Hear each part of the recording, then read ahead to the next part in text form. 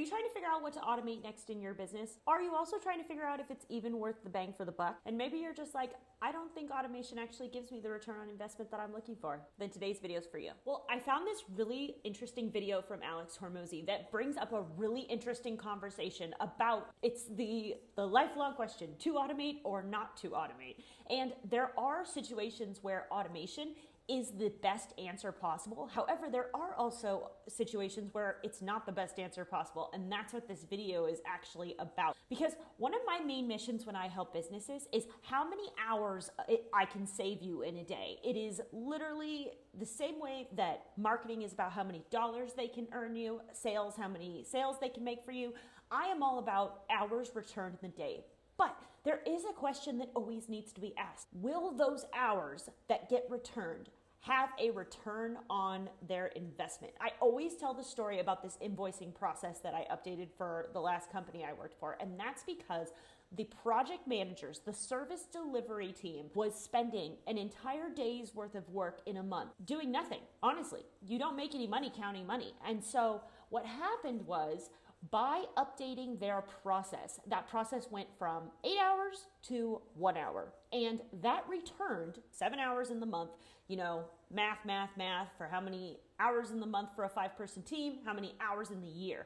But every hour that that team was spending counting money, essentially, because they were counting hours, was time they were not spending generating happy clients, generating more work for their projects. And so the return on investment, giving them back their 7 hours, actually benefited the business. So the hours we gave them back in their day not only benefited the company financially, but also through efficiency and effectiveness. So let's watch this Hormozi video together, and we'll get some real-time feedback on how to decide if what you're trying to automate is in fact something you should be automating and focused on, or if it's something that's just a distraction that you're telling yourself that you're going to get some sort of return on your investment. Hey, welcome back to Business Fundamentals. I'm the Business Cowgirl, and here we talk about your business's technical setup. With 8 years of experience as a business consultant, CRM designer, and ClickFunnels enthusiast, I'm here to help you make your business run smoothly and effectively.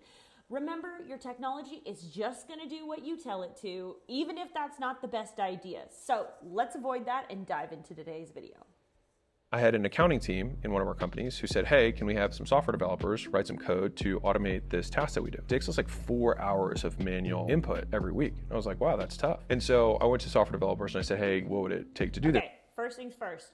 If somebody's asking you to only write code, the thing with code is it's actually very business specific in the sense that code is a completely customized solution. Or when somebody is talking about writing code, they are talking about specific customizations that need to be made for that business or that workflow to operate. That is an automatic red flag. And we'll see if he talks about this in the video. But the reason it's an automatic red flag is because custom code takes a lot of energy and effort to update if you ever have to change it. And I worked with so many businesses where they invested so much money into their custom code. And the problem is when it came time to update it, the bill they were going to get to update it made it not worth it. And they had to stick with their old custom code that they had previously developed back before they knew where the business was headed. Because the reality is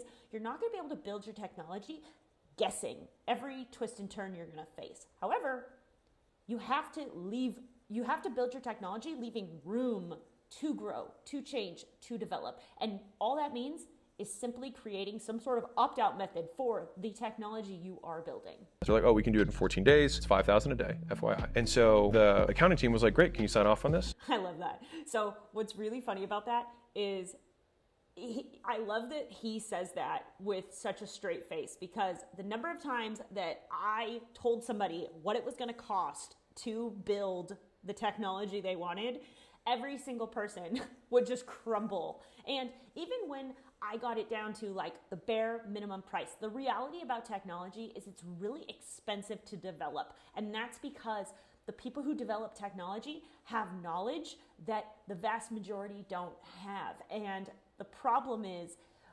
technology technology is one of those services that doesn't have a physical output. For instance, you go get your car cleaned. The car is clean when you're done. You can physically see the car clean. You can see the difference between the dirty car and the clean car. So in your brain, you go, okay, that is the amount of money for my car to be clean.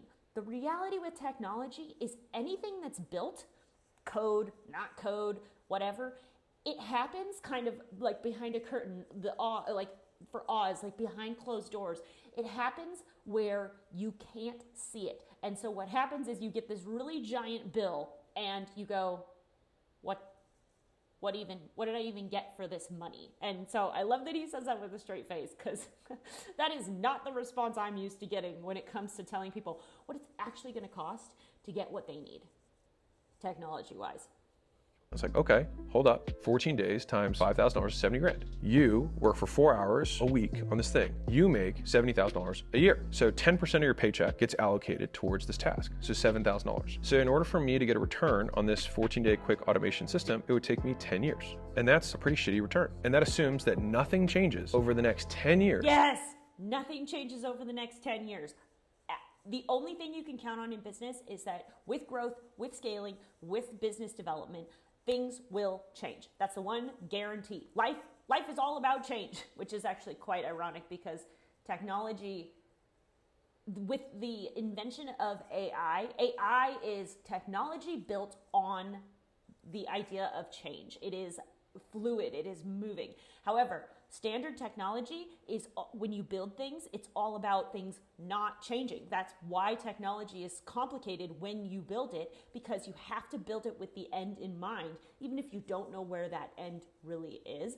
But what's really interesting too is he talked about the return on investment, because as I said in the beginning of this video, you don't make money counting money, and that project management team didn't make any money counting hours.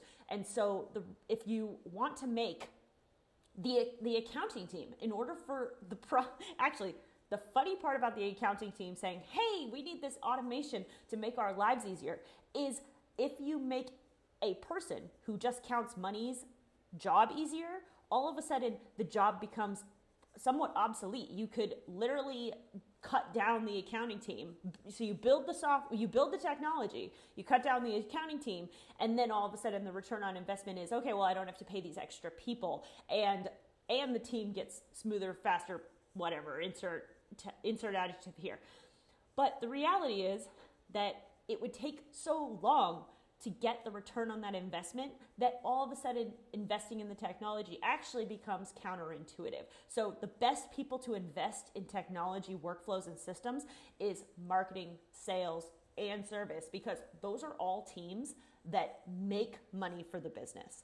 In our business, that would cause us to have to update this thing, break fix because we switched systems, and I think you can get where I'm going with this. Of course, it made no sense. But, quote, systems people will systematize without considering the long-term consequences of why they're even doing it to begin with. They just get OCD about shit, and they just want to system everything, but all they do is slow people down. So I'll try not to take that last part personally, because I am a systems person. However, there has to be a justifiable reason why you're building a new system. And the key, if you take nothing else from this video, the key to actual systems that will work for your business is that you have a functional manual process already outlined, already practiced, and already somewhat bulletproof.